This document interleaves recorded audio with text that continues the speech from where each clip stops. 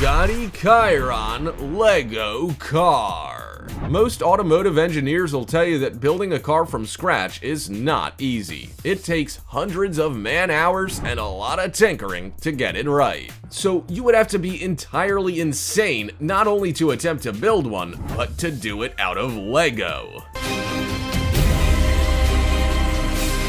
But that is exactly what a team of LEGO experts did. Back in 2017, LEGO senior art director Alan Jensen said a meeting was held to organize a design brief for a LEGO Bugatti Chiron, a full-sized one that would actually move. It seemed insane, but the finished result shows you that it was actually achievable. The moving, functioning vehicle had a steel frame and real wheels, but there were only 3 parts of the entire build that weren't Lego. The team spent 13,500 hours and used over 1 million Lego Technic bricks to build the 1.5-ton Bugatti Chiron. 3 layers were linked together with pins and beams, and Technic panels were used for sturdiness. Most of the entire build was created from memory, for there isn't any instruction book for building a life-size Bugatti. 1959 Cadillac Cyclone. If there's ever a car we'd want to see hit the production line, it would be the 1959 Cadillac Cyclone. This futuristic piece of automotive brilliance was the brainchild of General Motors Vice President Harley Earl. Harley wanted to create his dream car to mark the end of an era. Earl was known throughout his career as a man who had a gift with automotive artistry. His cars were long and low, and that's what brought him to the attention of GM in the first place. Therefore, it was of no surprise to anyone that the Cyclone would be something great, even if it didn't make it past the stage of a concept car. It was built on a 104-inch wheelbase chassis with all-wheel independent suspension. It had a rear-mounted automatic transaxle and a front-mounted 390-inch cubed engine. Strangely enough, the exhaust wasn't at the back. It was positioned ahead of the front wheels. The car also had twin nose cones on the front, which were also fitted with radar sensors as a collision avoidance system. The bubble top canopy was a head turner, and the silver paint job was designed for UV protection. As if the car wasn't already ahead of its time, it had sliding electric doors and an automatic opener for the canopy. BMW Isetta. If you think today's smart cars are cute, then you're gonna be saying, "Aw," when you see the BMW Isetta. While you won't find all too many of these getting around today, or any, they were strangely popular when they were released to the market in the 1950s and 60s.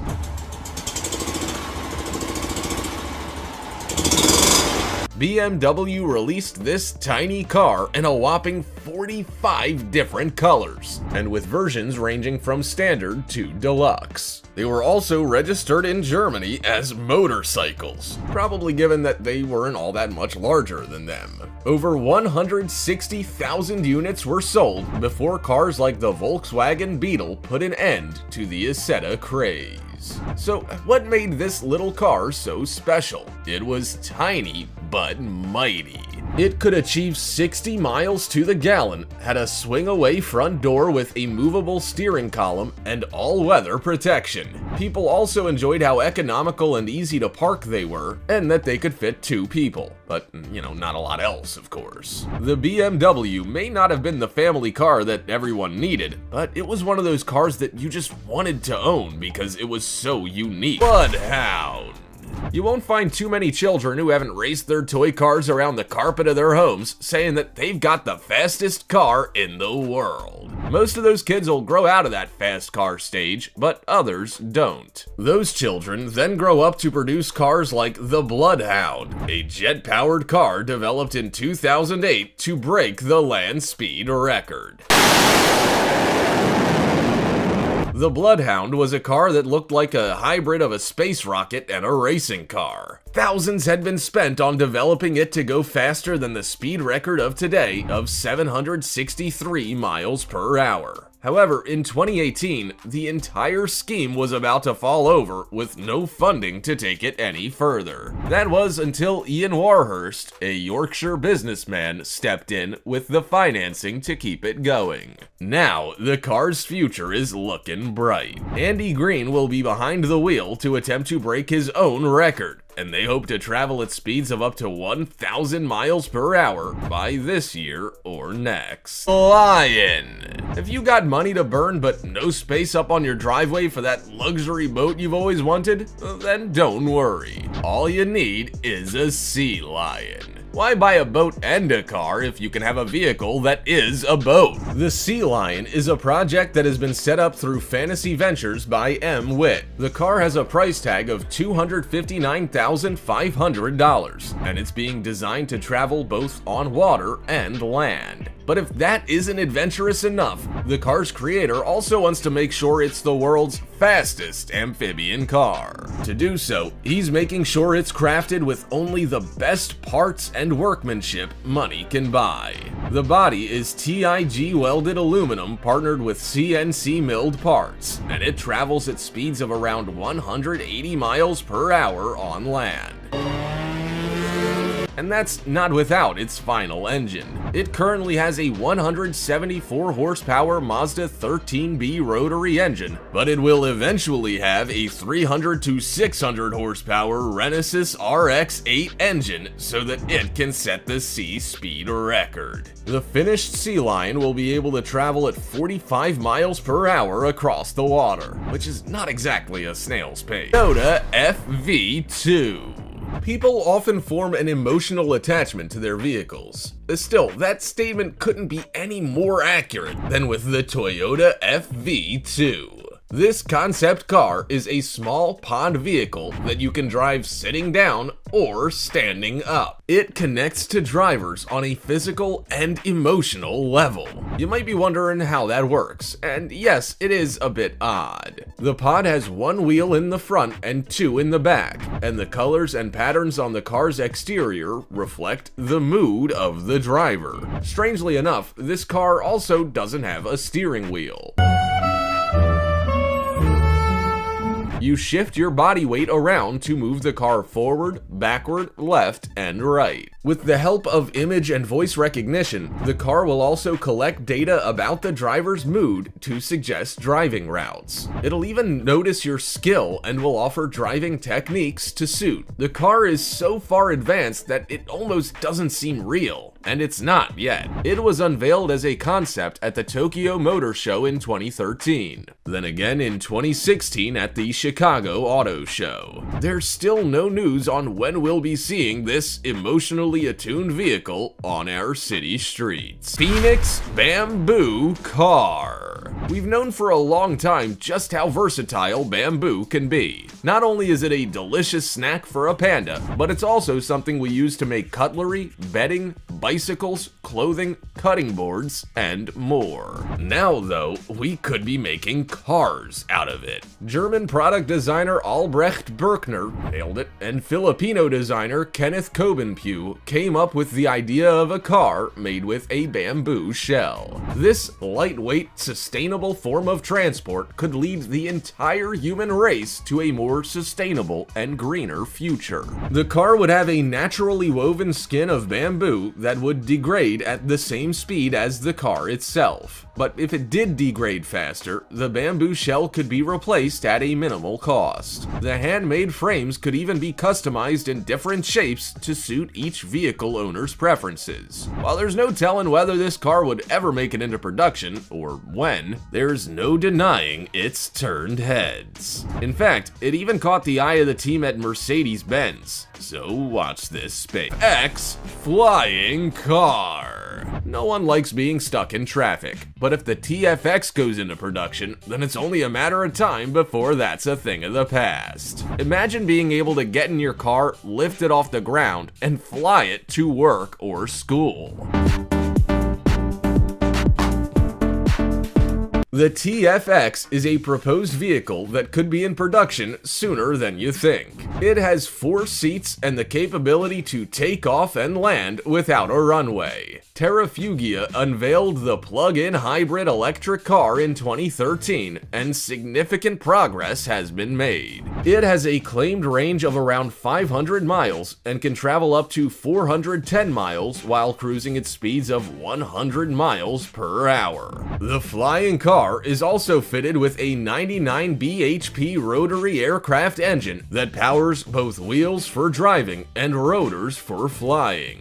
The good news is you don't have to be a pilot to fly it. It's autonomous, but does have manual controls and an override function. There's also a parachute system should it be required. Learning to drive this car, believe it or not, is simple. It can take around 5 hours to master it, and the car fits into a standard single-car garage. Development of the TFX has taken around 10 years, but the aircraft is expected to enter service next. Mobile. As more and more companies learn how to make their cars fly, we're beginning to see more concepts hit the market. Aeromobile's model is turning heads, and we like what we see. This Slovakian startup company produced a sleek and stylish flying car worth a whopping $1.6 million.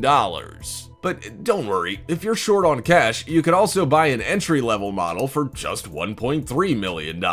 Quick, flip up your couch cushions and find that loose change, for Aeromobile is only producing 500 of them. The Aeromobile 4.0 flying car was first shown to the public at the Paris-Le Bourget airport in June 2017.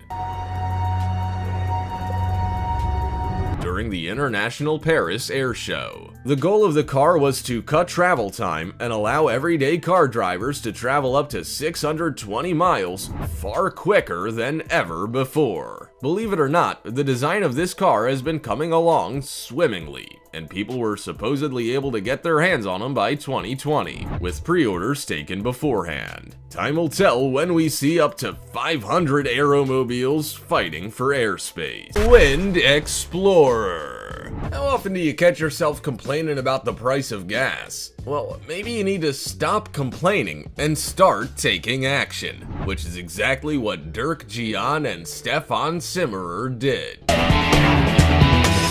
Traveling 3,107 miles, the TV host and engineer from Germany spent just $13, and it wasn't even on fuel. The pair traveled across Australia from Albany to Sydney in a lightweight electric vehicle called the Wind Explorer. The car was powered by the wind with electricity generating wind turbines as well as kites. The 18-day trip broke many records, including crossing a continent with a wind-powered vehicle, the longest distance covered in a vehicle like it in 36 hours, and covering the most distance on land. Before you race out to try and buy a Wind Explorer, know that it's still in the concept phase. The 441-pound vehicle, which includes a battery pack, has a carbon fiber and aluminum frame with sports bicycle tires. The lithium-ion battery pack charges overnight with a wind turbine when conditions allow. The men set off from Perth in Western Australia on January 21st, 2011, and they arrived in Sydney on February 14th. During the entire trip, they reached speeds of around 50 miles per hour. Thorium.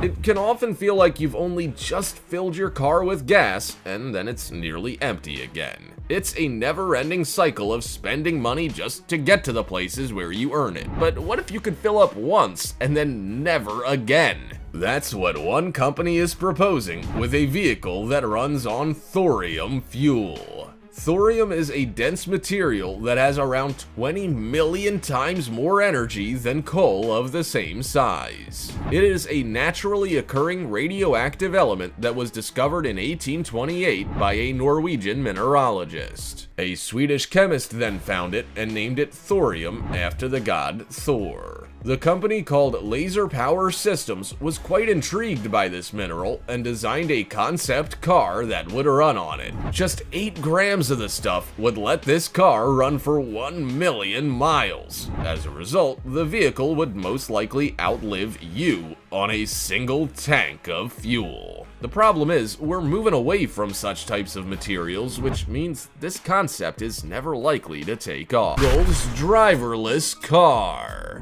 Many of us have dreamed of being rich and famous enough to have people drive us around. We could get into the car, say where we want to go, then sit back, read a book, or just enjoy the ride. Until a few years ago, it never seemed possible. But Google, good old Google, has our backs. Most importantly, it's the necessary step.